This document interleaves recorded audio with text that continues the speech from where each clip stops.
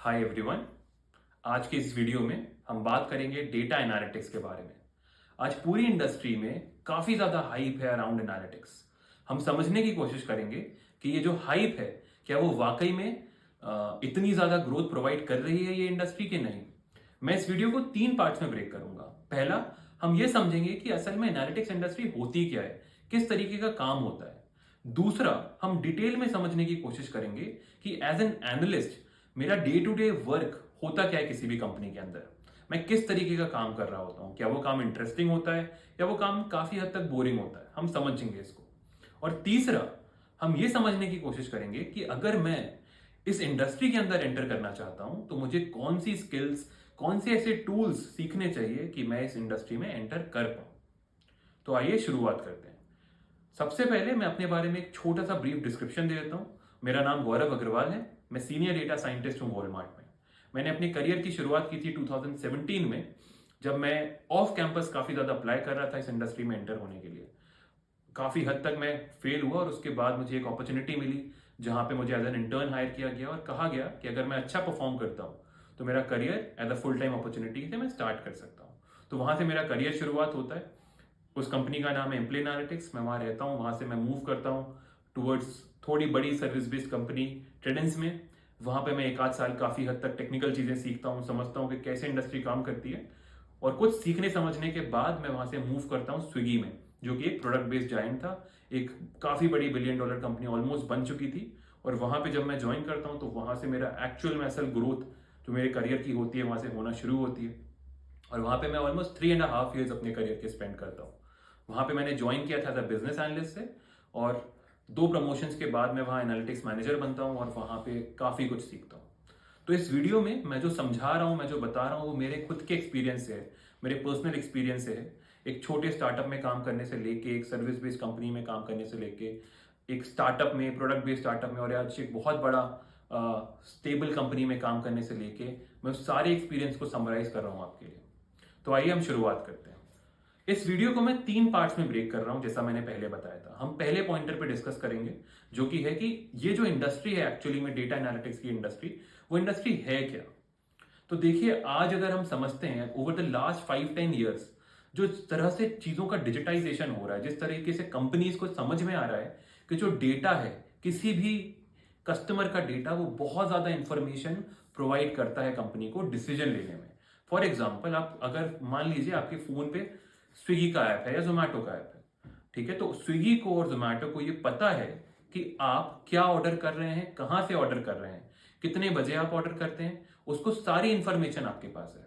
उसको ये भी पता है कि आप ऐप में कितना टाइम स्क्रॉल करते हैं, कब आप कार्ट में जाते हैं, कुछ ऑर्डर को वहां पे रखते हैं, कुछ आइटम्स को रखते हैं, और विथ टाइम आप ये कार्ट को डिसमेंटल भी कर देते हैं। तो ये जो सारा इंफॉर्मेशन है, जो सारा डेटा कंपनी कलेक्ट कर रही है, वो डेटा एक huge source of information company के लिए बन जाता है, क्योंकि वो आपके डेटा को पूरी तरह से एनालाइज करने के बाद, समराइज करने के बाद आपके यूजर बिहेवियर को प्रिडिक्ट कर पाती है। और जब वो ये पता कर पाती है तो वो बहुत सारी स्ट्रैटेजीज बना सकती है आपको अपने प्लेटफॉर्म पे वापस लाने के लिए, आपसे और ऑर्डर्स कराने के लिए, ताकि उस कंपनी की ग्रोथ होती रहे। तो आज के समय में कोई भी इंडस्ट्री, कोई भी कंपनी आप देखेंगे तो वहां पे डेटा एनालिस्ट की पोजीशंस बहुत सारी खुल चुकी हैं। ठीक है, आप देखिए कि स्पोर्ट्स एनालिटिक्स में, हर जगह पे स्पोर्ट्स में आपको वहां पे दिखता है कि डेटा ड्रिवन डिसीजन मेकिंग हो रही है। आप पॉलिटिक्स की अगर बात करें तो ओवर द टाइम, अगर आप 2013-14 से देखेंगे, इंडियन पॉलिटिक्स में भी हमने देखा है कि कैसे पॉलिटिकल एनालिस्ट की बहुत ज्यादा कंपनी में डिमांड बढ़ी है। क्यों? क्योंकि वो डेटा ड्रिवन लेवल पे जाके ये कंपनीज को बताते हैं कि देखिए इस बूथ में या फिर इस बड़ी कॉन्स्टिट्युएंसी में क्या मुद्दे सबसे इंपॉर्टेंट बन रहे हैं, किन मुद्दों को लेके हमें प्रचार करना चाहिए, कौन से कैंडिडेट्स एक्चुअली में इलेक्शन में खड़े करने चाहिए। तो वो सारी इंफॉर्मेशन जो है वो बड़ी बड़ी ऑर्गेनाइजेशंस के लिए बहुत ज्यादा हेल्पफुल है, और उसके बेसिस पे वो बहुत सारे डिसीजंस ले सकते हैं। अब हम बात करते हैं सेकेंड पॉइंटर के ऊपर कि भैया ये तो काफी इंटरेस्टिंग काम हो गया। हमने समझ लिया कि डेटा एनालिस्ट एक्चुअली में क्या काम कर रहे हैं। ठीक है, एनालिटिक्स इंडस्ट्री क्यों बूम कर रही है, भैया ये तो समझ में आ गया हमें। अब हम ये समझने की कोशिश करते हैं कि असल में अगर मैं किसी भी कंपनी में जाता हूं तो मैं किस तरीके का काम कर रहा होता हूं।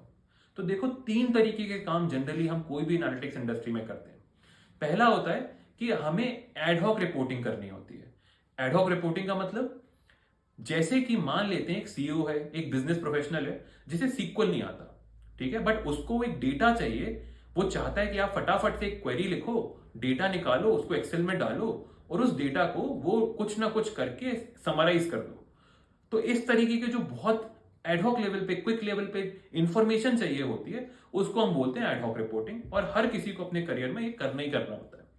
दूसरे लेवल पे देखो क्या होता है कि जब ये रिपोर्ट्स हम बना रहे होते हैं, यही रिपोर्ट्स को अगर मैं ऑटोमेट कर दूं, मैं इस रिपोर्ट्स को, ये जो डेटा है, जो सीईओ है उसको तो ये देखना है कि भाई मेरे कंपनी के ऑर्डर्स कितने रेट से बढ़ रहे हैं, कंपनी में नए कस्टमर्स एक्वायर हो रहे हैं कि नहीं हो रहे हैं, कंपनी में जो जो ड्रॉप होता है कस्टमर्स का वो किस पॉइंट पे होता है, कार्ट से ऑर्डर में सबसे ज्यादा होता है कि मीनू से कार्ट में होता है, वो समझना चाहता है ताकि वो ये एक्शन बना सके कि लोग किस लेवल पे क्या काम को पहले प्रायोरिटाइज करेंगे।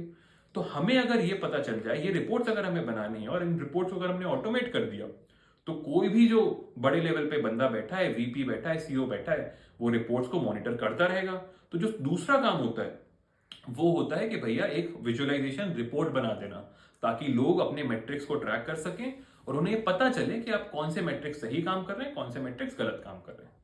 अब ये जो दो काम है, एडहॉक रिपोर्टिंग हो गई और जो बिजनेस इंटेलिजेंस की रिपोर्ट्स बनाना हो गया, ये एक तरीके से बहुत इंटरेस्टिंग काम नहीं होता। एक पॉइंट आएगा जहां पे आप वही वही करने लोगे और आपके लिए काफी रिपीटेटिव हो जाएगा।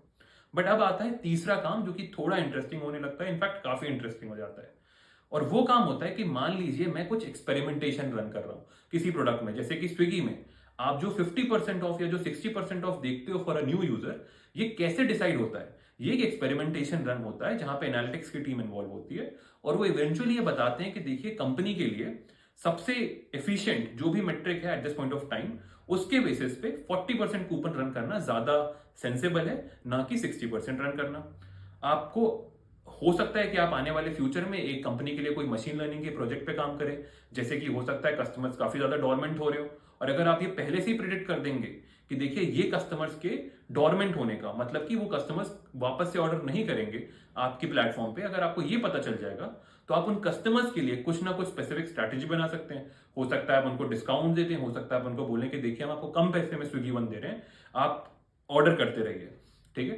तो एक एमएल का भी काम हो सकता है मैं कुछ ना कुछ फ्रेमवर्क्स बना रहा हूं, ठीक है, कि मान लेते हैं कि हायरिंग करना है डिलीवरी एग्जीक्यूटिव की, तो उसका एक मैंने फ्रेमवर्क बनाया, उसका एक बहुत बेसिक स्ट्रैटेजी बनाई, प्रोडक्ट के साथ मैं बिजनेस के साथ बैठ के कुछ स्ट्रैटेजी पे काम कर रहा हूं कि कैसे जब मेरा कार्ट से ऑर्डर पे ड्रॉप होता है, वो नंबर जो बहुत बड़ा नंबर है उसको कैसे मैं कम कर सकता हूं, क्या क्या स्ट्रैटेजिकल प्रोडक्ट में चेंजेस ला सकता हूं ताकि मेरे जो नंबर्स हैं वो इंप्रूव हो सके, मेरे मेट्रिक्स इंप्रूव हो सके। तो प्रिडोमिनेंटली जो एनालिटिक्स की टीम होती है, जो एनालिटिक्स में लोग काम कर रहे होते हैं, वो इस तीन चार तरह के जो काम होते हैं इस पे वो सबसे ज्यादा फोकस करते हैं। अब हम बात करते हैं जो तीसरा टॉपिक है कि भैया अगर मुझे इस इंडस्ट्री में अब एंटर करना है, ये तो समझ में आ गया कि भैया काम क्या होता है, इंडस्ट्री क्यों इतनी ज्यादा ग्रो कर रही है, और ये भी समझ में आ गया कि काम किस तरीके का होता है। चलो थोड़ा सा बोरिंग भी होता है पर हम कर लेंगे।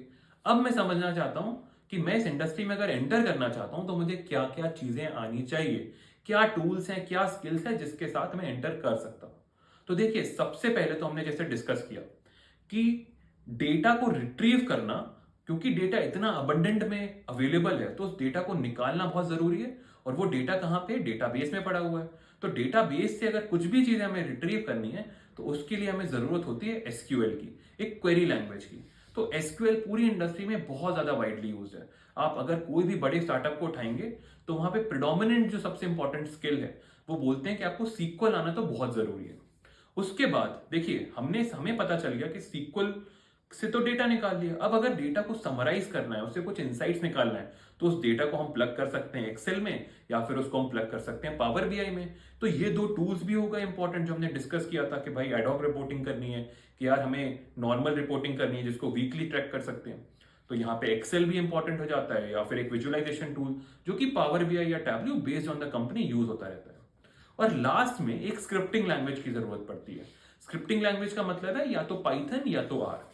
आज के समय में गिवन मशीन लर्निंग भी काफी ज्यादा इवॉल्व हो रहा है, मैं प्रेफर करता हूं कि आप पाइथन चूज करें, क्योंकि इन फ्यूचर अगर आप एनालिटिक्स से डेटा साइंस की तरफ मूव करना चाहते हैं तो पाइथन बहुत ज्यादा हेल्पफुल होता है।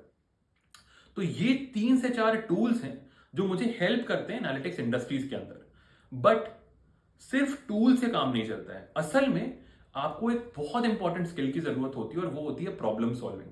हर एक अच्छी कंपनी में जहां पे आप वैल्यू ऐड कर सकते हैं, वो सिर्फ इस लेवल पे डिपेंड नहीं करती है कि मैंने एक रिपोर्ट बना दी और उस रिपोर्ट में सीईओ को, बिजनेस को ये दिख रहा है कि भाई कार्ड से ऑर्डर का जो ड्रॉप है वो तो 20% का है। ये तो हर कोई कर लेता है, ठीक है। इसको करने में बहुत ज्यादा गेनिंग नहीं है, बहुत नाम नहीं होगा, बहुत ग्रो नहीं करोगे। गेम कब होता है? जब आप इवेंचुअली ये समझ लेते हो कि यार ये जो 20% का ड्रॉप है और उसके साथ आप बिजनेस के साथ बैठ के अगर वहां पे 4 स्ट्रैटेजीज बना सकते हो, डेटा ड्रिवन स्ट्रैटेजीज बना सकते हो, ये फिगर आउट कर सकते हो कि इनमें से क्यों ये जो मेजॉरिटी चंक है ड्रॉप होते हैं।